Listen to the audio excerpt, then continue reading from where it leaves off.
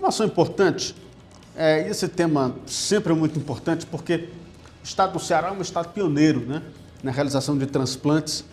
E como é importante a gente deixar sempre a nossa família a par dos nossos desejos. E nós vamos conversar um pouquinho sobre o cenário da doação de órgãos no Brasil, aqui no estado do Ceará. Vamos trazer um pouquinho mais sobre esse assunto. Nós vamos conversar com a Dayana Calado, ela é especialista em doação de órgãos, e o Dr. Rafael Camargo, ele é transplantador e também transplantado.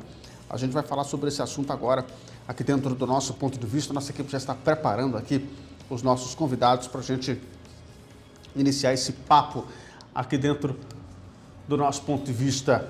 É só você ficar ligado com a gente. Posso chamá-los? Muito bem. Doutora Dayana Calado e doutor Rafael Camargo. É sempre um prazer estar no Ceará, mesmo que remotamente. Obrigada. Doutor Rafael, muito obrigado pela participação. Tudo bem?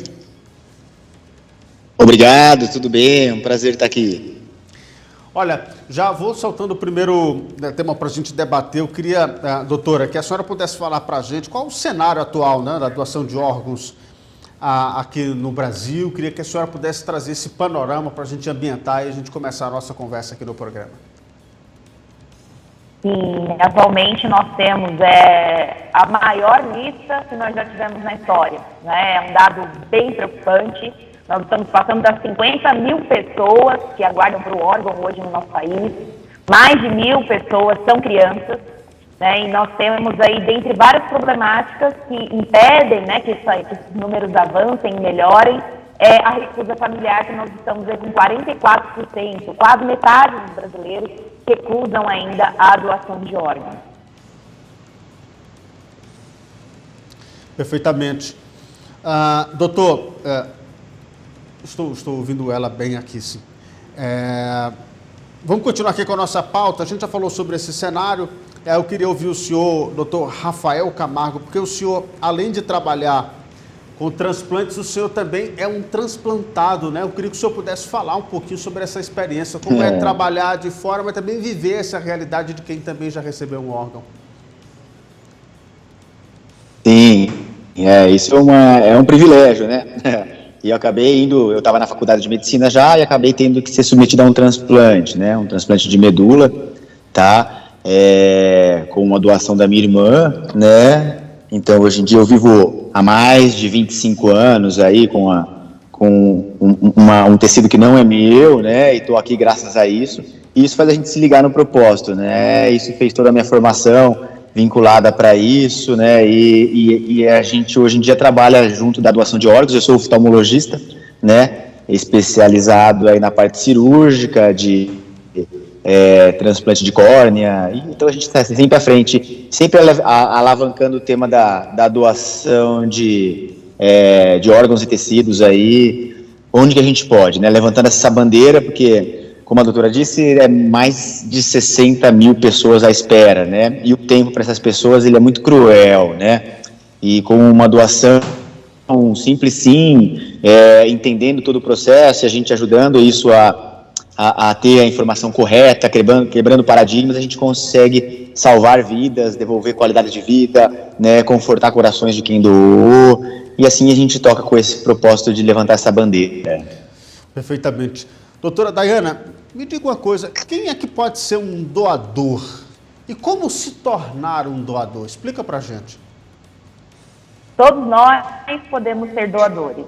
Né? Então, para ser um doador, a gente só precisa avisar a nossa família. Né? A doação no Brasil, ela é consentida, ou seja, alguém, né, que a gente ama precisa estar avisado, porque no momento oportuno ela será perguntada a respeito dessa nossa vontade.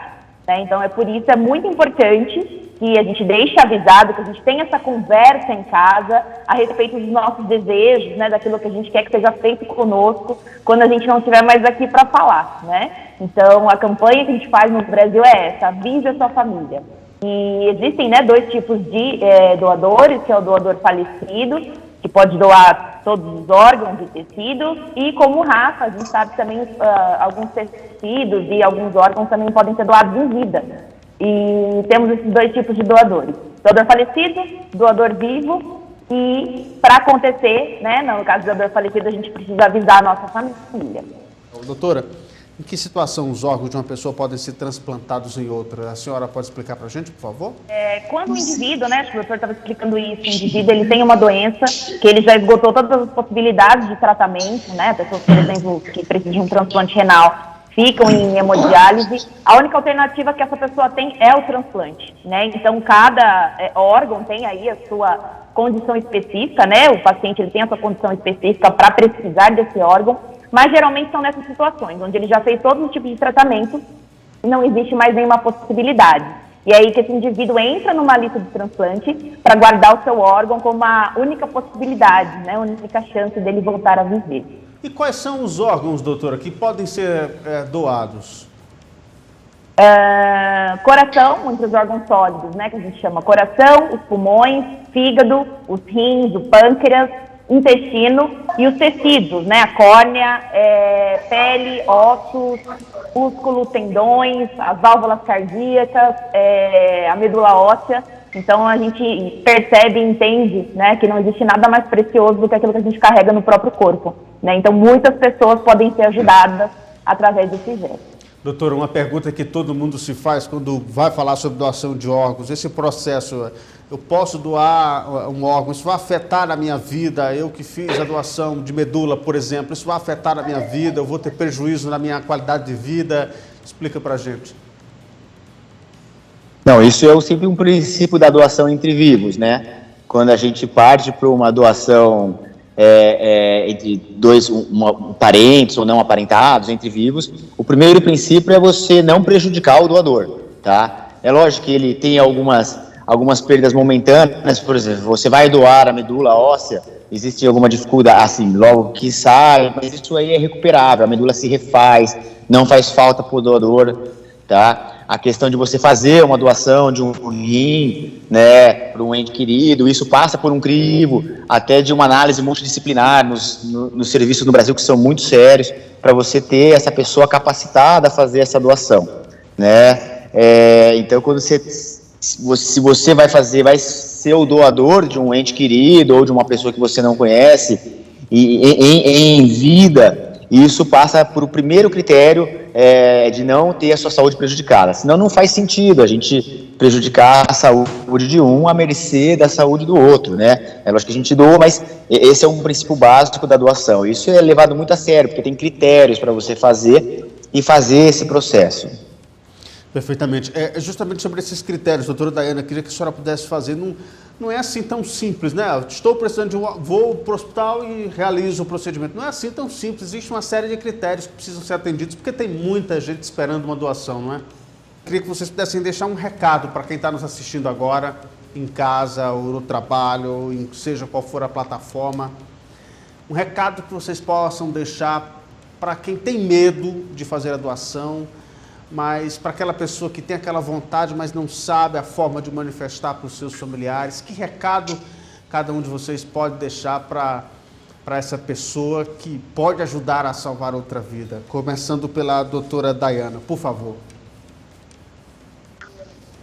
O transplante, ele tem esse algo mágico, né? Que todo mundo sabe que um tratamento para acontecer precisa de uma equipe, né, muito bem capacitada, e também do que o paciente ele seja disposto a querer o tratamento, absorver o tratamento. O transplante ele tem o que a gente chama de um milagre da terceira pessoa, né? Essa pessoa que não conhece quem vai receber, mas que tem esse ato de amor e de altruísmo.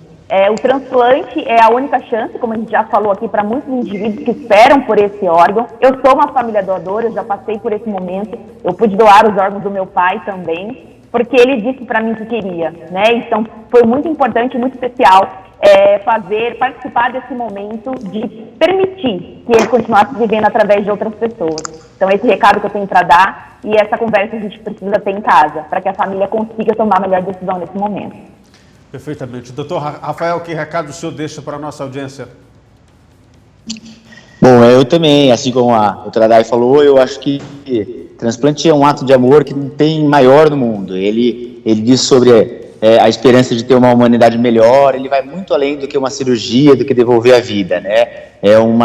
Eu como transplantado e médico transplantador, há uma conexão com pessoas que você nem conhece, que te deram a maior prova de amor de dar a própria vida para você desenvolver a sua, né? E ela nem te conhece. Então você fica eternamente grata à humanidade, né? Por ter recebido, né? E ele caminha em três esferas. Na esfera do médico que participa, na esfera médica, como a única esperança da gente devolver a vida, da parte técnica para aquela pessoa, da esfera do paciente, de que está recebendo, do receptor, de ter a vida e a qualidade de vida dele de volta como a única esperança, e ser grato ao universo porque ter devolvido aquilo para ele de uma maneira gratuita e sem podendo ter os amores deles de volta, e pela família de quem doou, porque sabe que aí na rua, assim como a família, como a doutora Day, tá, quando ela anda na rua e vê alguém transplantado, poxa, meu pai tá fazendo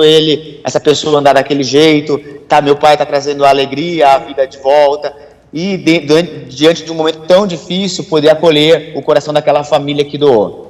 Também acho que é a maneira mais importante, em programas como esse, e a gente levanta essa bandeira para isso, é a gente fomentar a conversa no bar, a conversa em casa, a conversa na hora do almoço, para que esse tema venha como um mero ponto, assim, e que a pessoa fale assim, pô, se acontecer isso comigo, eu vi a entrevista lá do Dr. Rafael com a doutora Daiane lá no programa, e se acontecer comigo, eu pode doar tudo, né? Doa tudo, porque a gente dessa vida não leva nada, a gente vai ajudar mais de 8 pessoas no mínimo para cada doação, e aí isso faz com que na hora daquela abordagem pela equipe preparada, naquele momento de tristeza, a família se lembre daquela conversa que teve, seja no bar, seja na festa, seja no almoço, e possa dizer o sim, porque o que a gente precisa é o sim, né? As abordagens, elas acontecem. A maior causa de não abordagem, como falou a doutora muito bem, é a negativa por um temor, por medo de não respeitar a vontade de quem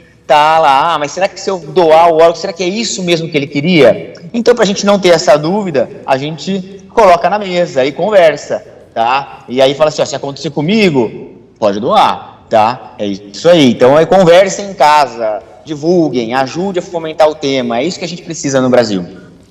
É isso mesmo, isso é que ajuda a passar essa mensagem positiva. Eu já deixei, inclusive, antes da nossa entrevista, claro, aqui para a nossa audiência, o doutora Daiane e o doutor Rafael, o meus pode ficar tranquilo, é para doar tudo, até os cabelos, se precisar, pode usar. Até o fígado tudo. Vai servir. E vai estar bem novinho, viu?